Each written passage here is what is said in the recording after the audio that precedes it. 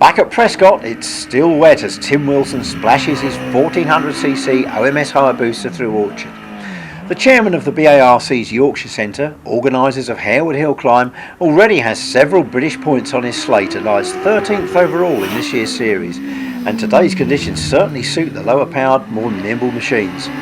After a tight line through Pardon Hairpin, Wilson gets the power down for the dash through the trees to the S's, where another neat line through the complex gives the OMS the impetus for the charge up the hill into semicircle. He's made the cut for the opening runoff and will go on to score another 4 points for 7th place.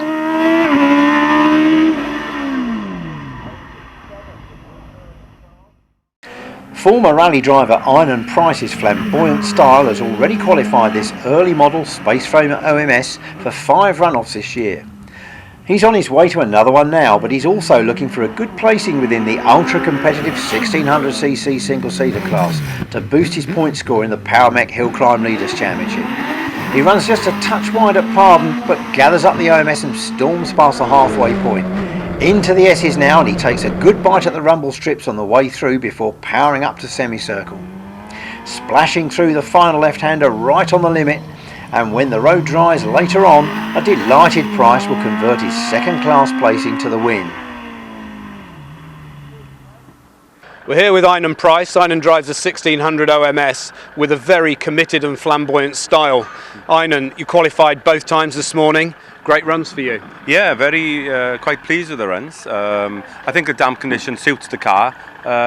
We've got a bit of disadvantage in when it's dry. The car weighs like 11 stone heavier than the other competitors in the class. But in this sort of weather, I think it helps a bit, you know. It evens it out and gives you a little bit of traction. Yes, I think so. I noticed around Orchard Bend you sort of clipped the grass on the inside and picked up a fair bit of mud, but just kept the power in. Yeah, I felt that. I thought I even got a puncture on there. I kept on going, but I felt there's either mud or puncture, and it was quite hard to hold it on the road for a while until it cleared up. I realised then it was a bit of mud I picked up, a bit close. Well, excellent flamboyant style, great entertainment, Inon, and thank you very much for giving us that rally driving display. Thank you. I'm trying to be here, but it's just in me, you know. I can't help it. I just can't stop bringing that back end out.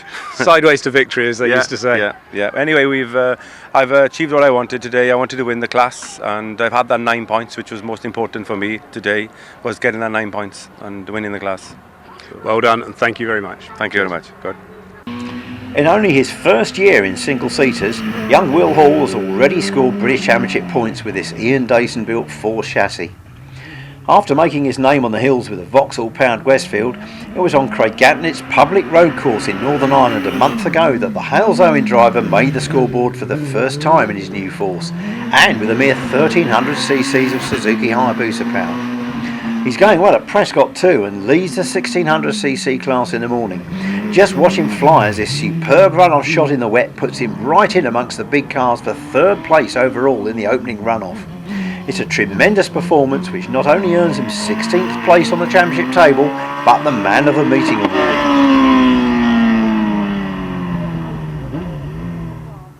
Even Roger Moran can't match the meteoric Hall's pace in the opening runoff. 11 years on, the 1997 champion has perhaps toned down his attack a little and now concentrates on supporting his son's successful campaign.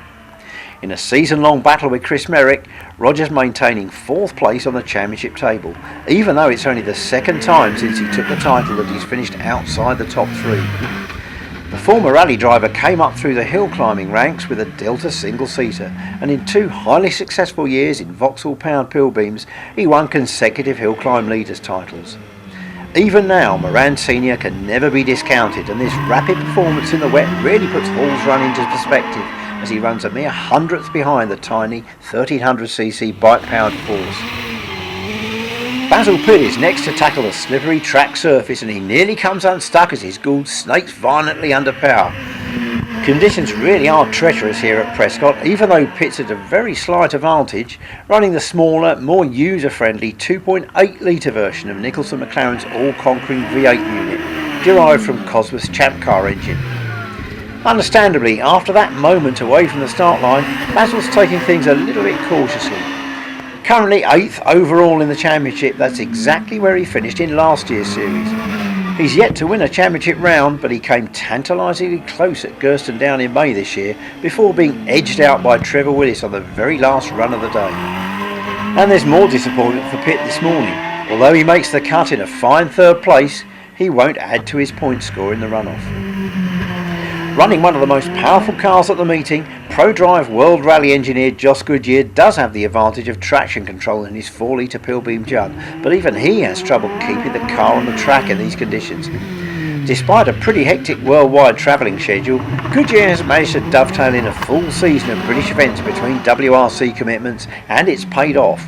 He looks certain to achieve his first ever top 6 championship finish, and of course took that second ever win with FTD at Gurston Down a fortnight ago. This is a well controlled run by Goodier in a car that's not easy to handle in these conditions. Perhaps just a little bit too well controlled, as he fails to make the cut this time. Here we are with Trevor Willis after winning the round 30 of the championship. Trevor, well done. Thank you very much. Great run that. I mean, really tricky conditions today, slippery through the top half of the hill. Yes, it's again tricky to kind of judge because there's a lot of grip down the bottom, but you know when you get to the S's, especially the exit, it's going to be slippery, so you have to kind of rein yourself in and take it really cautious through there. But as soon as you get through that bit, you've got to then put the foot to the floor and try and carry as much speed through semicircle as possible. But, certainly, I was watching from Pardon Hairpin, and your time there was just about the same as several cars, but the difference between there and the end of the hill was where you made it all up, and there was a lot of people getting very, very wide at the end of the S's and slowing them down considerably, so that's where it was made up, I'm sure. Yes. The first half of the hill, I'm probably a bit down on power on some of the others, so to match them is good, and then the car through Pardon was absolutely fantastic. It carried a lot of speed through there. As much as I tried to carry this morning, but this morning I just drifted wide. This side it gripped and I went round and could hammer on up to the S's. Well, that small footprint of the OMS certainly worked in your favour today, and it looked like a great run, and well done, Trevor. Thank you very much. Thank you. So against all the odds, as the road dried towards the end of the day, it was Trevor Willis who took the outright win, the 4th of his career in the nimble OMS PowerTech. Let's see how Trevor's carbon-tubbed Steve Owen design car copes with the wet conditions earlier in the day. His Hayabusa bike engine derived V8, just 2.8 litres, doesn't have the power of the bigger cars, but Trevor, who's remained loyal to the OMS mark for many years and first made his mark on the championship table with a 2-litre Vauxhall powered version, has countered that with some superb drives and has shadowed the big V8s of Scott Moran and Martin Groves all year. With just a little more power, we could certainly be looking at a serious contender for the 2009 title. We're here with Roger and Scott Moran. Scott, 2 weeks ago at Gurston Down, clinched the British Hillclimb Championship for his first time. Scott, great result for you. Oh, over the moon, fantastic feeling. I'd love to have done it with a win, but a missed gear just cost me that, just a few tenths. But no, it was really good. So after 3 years of Martin's wins, you broke Martin's dominance, but you've had a great season. Yeah, he's been a tough cookie to crack. He's always there or thereabouts. He's very determined. Watching him back in the Malik days, I used to think he was a hooligan then, and trying to catch him now has just been it's been pretty tough, but done it at last. So yeah, pleased. Well, tough opposition's what gives value to championships like that, isn't it? Oh yeah. I think we've obviously got to put on a bit of a show as well. It's it's a great sport, and we're all good friends, and to have the competitive edge is just nice. Sticking with that championship for a little while longer, 11 years after your father won his first championship. Roger, that was some time ago now. Yeah, afraid so. Yeah, I've tried to remain competitive, but these young lads have just got the edge. They've got this will to win, which you lose, I think, a bit when you get a bit older. But we're still trying. You're certainly still trying. You've had a good weekend this weekend. What about the technology in the cars, Roger? Because that's moved on a fair bit since those days, hasn't it? Yeah, it has. Yeah, particularly with downforce and sequential gearboxes. You can be very brave with these cars, and if you've got the confidence in the car, it'll do the job for you. Yeah, certainly look impressive bits of kit on the hill, that's for sure. Now Scott's clinched the championship. I guess that's taken the pressure off you, and you relax a little bit and push a little bit harder on those early runs, can't you? Well, yeah, we were very close here today. There was only 200s between us in our qualifying runs, but I'm afraid we had Martin's problem, and and a gearbox problem reared its head in this last runoff, so that was spoiled it for us really, but we've still had a good weekend. Yeah, I noticed around the Tories you were fumbling for gear, so obviously slowed you down a little bit. But a great win for Trevor, I think. That's in these mixed conditions, that suited his style and press-on attitude. Yeah, I think that sealed Trevor's third place. Good luck to him. Very good, very good. Well, it's certainly great to see you win that championship, Scott, and take the pressure off. But you certainly put some pressure on yourself yesterday morning, I understand. Oh yeah, I'd, a bit of an excursion, which is not really the sort of thing I do. But I'm quite surprised it's in as good a sort of condition as it is now, because it was in a bit of a mess.